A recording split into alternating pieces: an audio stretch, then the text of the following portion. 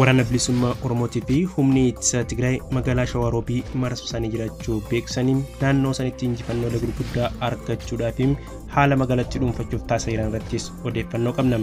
Oduu gama biraatiin ammoo Antonio Blinken waraana bilisummaa Oromootii fi humni ittisa Tigraay imala gara Finfinneetti godhaa jiran akka dhaaban gaafanne jechuudhaan turtii guyyaa irraantanaa Keeniyaa keessatti pirezidaantii biyyattii Uhuru Kenyaattaa waliin taasisan irratti ibsa miidiyaaf kennaniin wantoota dubbatee fi marii inni Uhuru wajji gaggeessa irrattis odeessa bal'aa ba'an irratti odeeffannoo qabna. Odeeffannoo gama biraatiin ammoo magaalaa Finfinneetti waraqaa eenyummaa namni qabne yoo argame hidhaa waggaa 3 fi hanga 10 akka adabamu bulchiinsi magaalaa Finfinneedhaa muddamamaa keesseen irraa ibsa baaseen dubbachuun isaa dhagahamee jira. Kabajamtoota hordoftoota keenya kunniin qabxiilee hangafoota oduu keenya satanaa keessa isaan muraasa hanga dhuma sagantaa keenyaatti nu faana tura jecha. Nageenyi keenya kan jaalalaa bakkum jirtanitti isin haa ga'u. Namoonni miseensa YouTube chaanaalii keenya hin ta'in oduu fi sagantaan tojoon yeroodhaan akka isin bira ga'uuf subscribe godhuu hin dagatinaa. Nu jajjabeessuudhaaf ammoo like, comment, share godhaa jecha gamanumaan waraana bilisummaa Oromootii fi humni ittisa Tigraay magaalaa Shawaroobii marsanii jiraachuu beeksanii. Humni waraana CDF yaaddoota waraana afur irratti haleellaa walitti fufiinsaan godhee loltoota biltsiginnaa barbadeessuu fi garii isaanii gargar facaasuu kan hime yoggaa ta'u ibsa injifannoo komaandii poostii loltummaa Tigraay baaseenim waraana biltsiginnaa irraa meeshaalee waraanaa gurguddaa fi giddu galeessaa hedduu booji'uudhaan loltoonni sirnichaa naannicha irraa baqachaa turuusaa ibsee jira.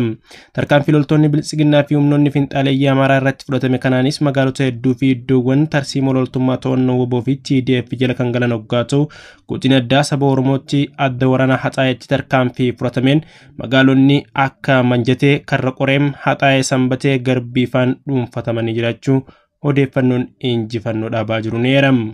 Waraana biltsiginnaatii fi humnoota finxaaleeyyii warra Amaaraa gara magaalota akka Shawaroobiitii fi Bargidii fi kallattiilee adda addaatti facaanis jala deemuudhaan humnoonni kun haleellaa gurguddaa irratti raawwachaa jiraachuu beeksanii.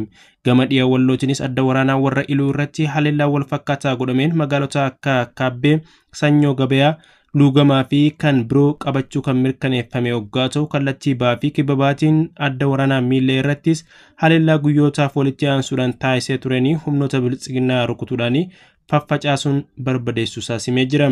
Addi waraanaa afraffaan irratti injifannoo galmaafamee adda waraanaa Gaanshaa kan jedhamu yoggaa ta'u komaandii poostii loltummaa Tigraayin tarkaanfii kanaanis humnoota finxaaleeyyii Amaaraa haleeluudhaan lafa tarsiimoo hedduu qabachuu ifa godhee jira. Humnoonni waloodhaa kun magaalaa Shawaroobiitti marsuu isaanii kan dhaga'ame yoggaa ta'u tibbana haleellaa qindaa waraana biltsiginnaa fi humnoota finxaaleeyyii Amaaraa irratti fudhataniin guutumatti godina addaa saba Oromoo Walloo bilisoomsuu kan danda'ani. Loltoota biltsiginnaadhaa gara Shawaroobiitti fi darbaa Siinaatti baqatan haleeluudhaan Shawaroobiitti marsanii kan jiran ta'uu kan himamu yoggaa ta'u magaalotaa fi bakkoota murteessoo akka Jaawaa, Qaawaat, Ambalaa Gidimii fi kanneen biroo humnoota TDF fi woboodhaan dhuunfatamuu isaanii jiraattonni yaada miidiyaa OMN irratti kennaniin mirkaneeffachuu gabaasa OMN raawwachuun danda'amee jira. Waraanni bilisummaa Oromoo ibsa karaa dubbii himaa isaa Odaa Tarbiitiin baaseen ammoo woboo fi TDF magaalaa Shawaroobii cinatti waraana biltsiginnaa haleelaa akka jiran mirkaneessee jira. Uummanni Oromoo godina addaa saba Oromoos cunqursaa waraana biltsiginnaa fi caasaa finxaaleeyyii Amaaraa irraa bilisoomuudhaan caasaa bulchiinsa ilmaan keenyaan sadarkaa hundatti diriirfannee jirra jechuudhaan dubbachaa jiranii. Waraanni biltsiginnaadhaa dhiyeenyatti irra deddeebiidhaan haleellaa xiyyaaraa fi diroonii magaalota Sanbatee fi Haxaayee irratti taasisaa turus bu'aa tokko osoo hin buusin yeroo ammaan sana magaalaa Shawaroobiitti keessatti baqataa akka jiru odeeffannoo kun ni mirkaneessa. Waraanni sirnichaa injifannoo arganne jechuudhaan gara miidiyaa isaaniitiin humnootaa fi qaamota hawaasaa gara dirree lolaatti bobbaasanitti hamilee kennuudhaaf gabaasota sobaa yeroo adda addaatti qindeessan kan mul'atu ta'us garuu lafa deebisaa qabatee fi maqaadhee fi iddoolee injifannoo itti argate akkasumas haala qabatamaa tarkaanfiilee argaman irratti wanna tokkollee ibsuu hin dandeenye. Gama biraatiin ammoo ministeerri dhimma alaa USA Antonio Blinken kan daawwannaa hojiitiif Keeniyaa jiran waraanni bilisummaa Oromootii fi TPLF imala gara Finfinneetti godhan dhaabuudhaan marii dhukaasa dhaabuu akka eegalu gaafachuun dhagahame.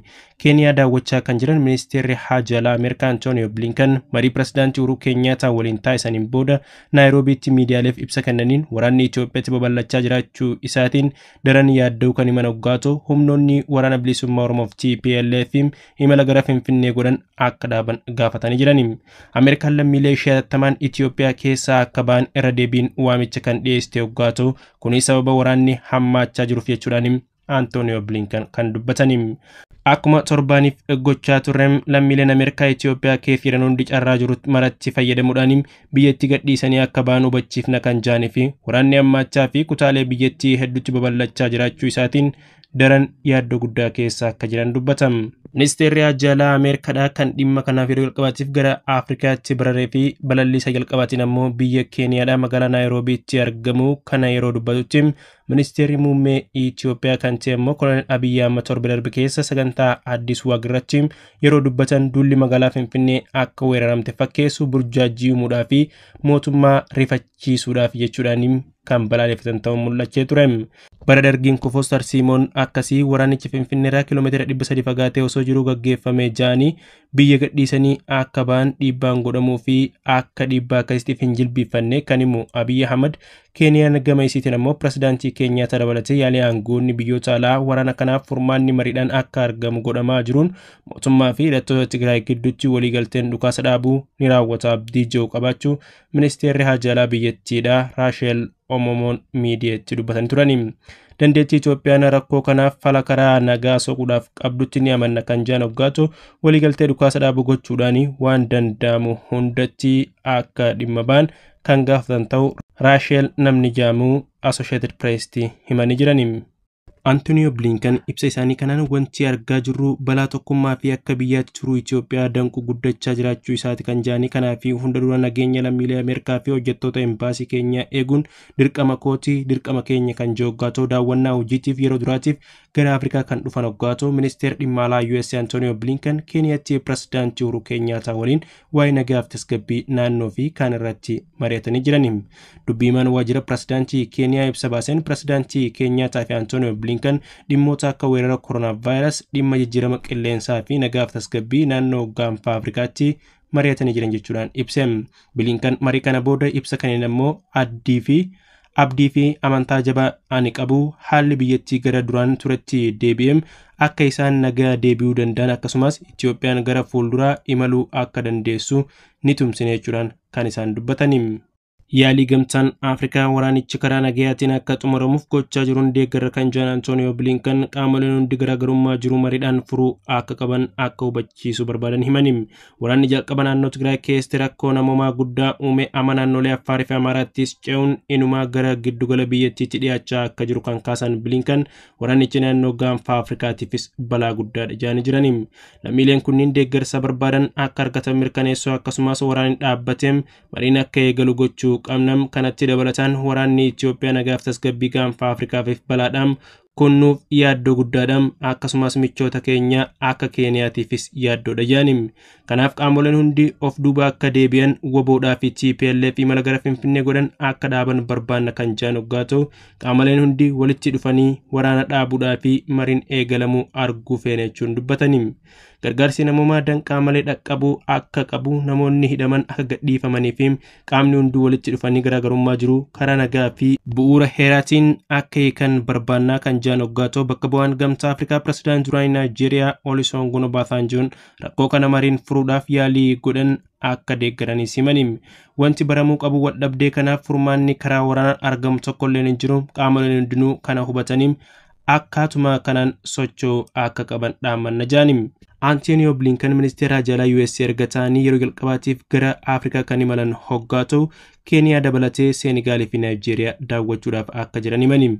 Marii aangoota lamaanii har'a itti fufinsaan marii Keeniyaataa fi Baayiden ji'a darbee Waashingtan DC'tti godhanii ture akka ta'e dubbiimaan waajjira pirezidaantii State House Keeniyaadhaa kan ta'e Kanvedin Amararoon ibsanii jiranii. Pirezidaantii Keeniyaataan deeggarsa misooma United States keessumaa gama seektara fayyaa Keeniyaadhaaf gochaa jirtuu fi galata kan dhiyeessan hoggaa ta'u Keeniyaan fedhii guddaa naannoo kanatti giddugala oomishaa fi kuusaa talaallii ta'uudhaaf qabdus hubachiisanii jiranii.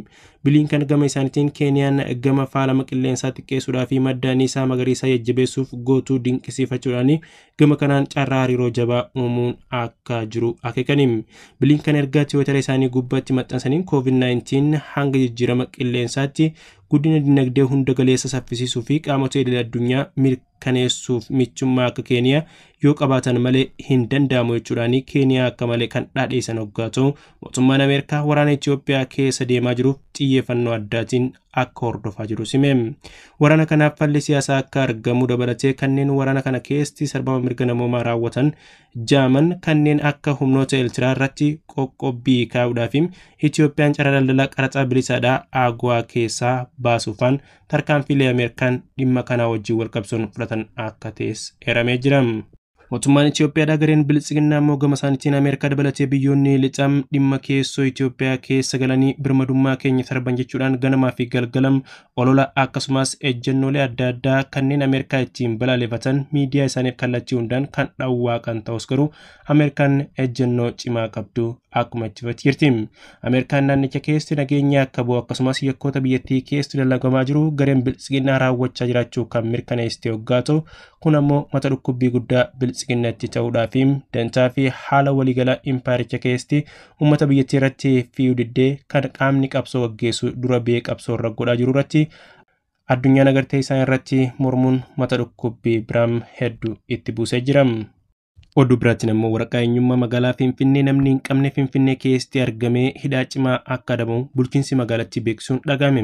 Magaalaa Finfinneetti waraqaa eenyummaa namni hin qabne yoo argame hidhaa waggaa 3 hanga 10 akka adabamu bulchiinsi magaalaa Finfinneedhaa muddama hamaa keesseenirraa beeksisuunsaa kan dhagahame yoo ta'u magaalaa Finfinneetti bulchiinsaa fi nageenya magaalaa Finfinneedhaa namni waraqaa eenyummaa malee deemee argame hidhaa waggaa 3 hanga 10 akka isa adabsiisuu danda'u hubachiisna jechuudhaan himuun isaanii mul'ate.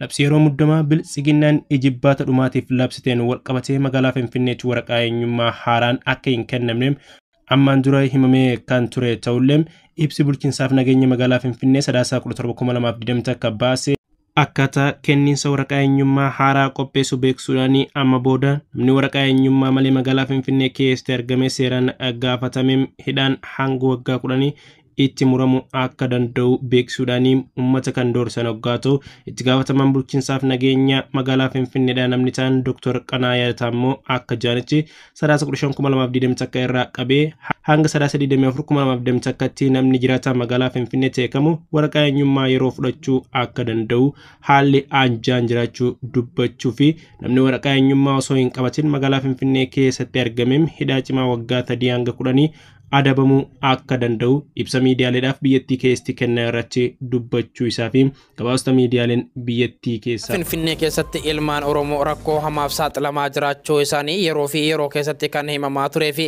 akkasuma Oromiyaa miidiyaa teknooloojiin ammas keessatti argamuudhaan ilmaan Oromoo magaalaa Finfinnee keessatti dararamaa jiran Boolee Mikaa'el keessatti keessumaan yokkuma argaa jirtan kanatti magaalaan Finfinnee Ormaaf mijeeftee Oromiyaaf ilmaan Oromootiif garuu dararaa hamaa taate manni jireenyaa ilmaan Oromoo mana qoreetee akkuma kanaan mana sharaa ta'e haa ta'u nama ormarraa gale yookiin ammoo saboota biraatiif magaalaan Finfinnee abbaa fooqa yookiin abbaa darbii 5 yookiin abbaa darbii 30 ta'eetiin argame. Magaalaan Finfinnee ilmaan Oromoo dhiiga ishee ofirraa fageessuudhaan dhalli akkuma baroota darbeetti ilmaan Oromoo ofirraa fageessite ilmaan Oromoo dararaa hamaaf saaxilamaa kan jirus yoo ta'u mee Oromiyaa miidiyaa teknooloojiin keessumaan iyyuu viidiyoo isaan qopheessine yookiin Oromiyaa miidiyaa teknooloojiin qopheesse kana wajjin turtii gaarii isiniin jenna rakkoo ilmaan Oromoo haa hubannu haa waliin laalluunis dhaamsa kennaa isa wajjin turtii gaarii. Dhaggeeffattoota Oromiyaa miidiyaa teknooloojii dhimma amma waraabuuf jirru uummanni keenya uummanni Oromoo naannoo Finfinnee kutaa Boolee jedhamuun beekamu waradaa Bulbulaa ganda 12 jechuudha. Uummatachitti argamanii waraabbiitti jirra walumaan haala jireenya isaanii fi mana isaanii kan waliin ilaallu ta'a. Keenya hordofaa jiru kanaan dhaamsa akkamii qabdaati? Bakki yaa uummata Oromoo rakkannee jirra yoo dhugumaan lammiin lammiiftaate nu bira dhaabadhaa isaaniin jira. Uummanni fi miidiyaa kan argitan hundu akka nu gargaartan isaan jira dhugaan rakkataa jirra. Amma kanan seenaa jiru mana jiraattota uummata Oromoo kanaa naannoo Bulbulaatti argamanii amma mana keessa seenee jira jechuudha. Akkuma argaa jirtanii uummanni as keessa jira otoo isaan laaqana godhachuutti jiranidha fakkaata wanti seenne. Tole akkam jirtan? Nagaa jirtanii? Isini eenyu jedhamtu eessarraa dhuftanii? Andaaboo Abdallaatiin jedhama. Eshi eessarraa dhuftanii? Qayyaafarrirraa hin dhufu. Qayyaafarirraa dhuftanii. Eenyutu gara kana isin fide? Qabalumarraa dhufu. Qabalee bulchiinsatu gara kana isin fide? Bulchiinsi kun ergaa isin fide ammam turtii lakkoofsiseera jettanii yaaddu? Ji'a 8. Ji'a 8. Ji'a 8 kana keessatti mootummaan wanta isin gargaaree fi wanta isin godhe qabattanii yaaddu? Eshi.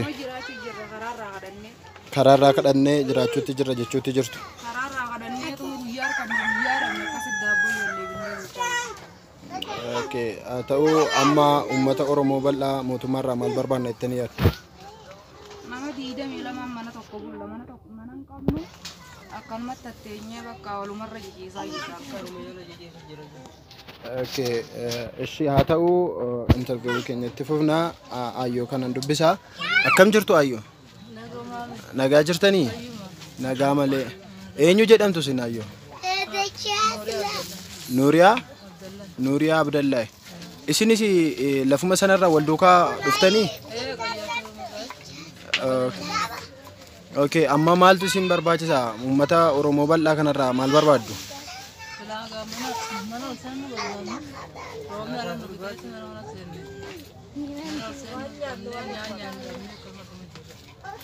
Okay. Okay, wanta nyaatamuuf wanta dhugamuun qabdan. Lafa kam ciisaa jirtu? Eessa bakki ciisa keessanii? Okay, lafuma kanadhaa kan ciiftan?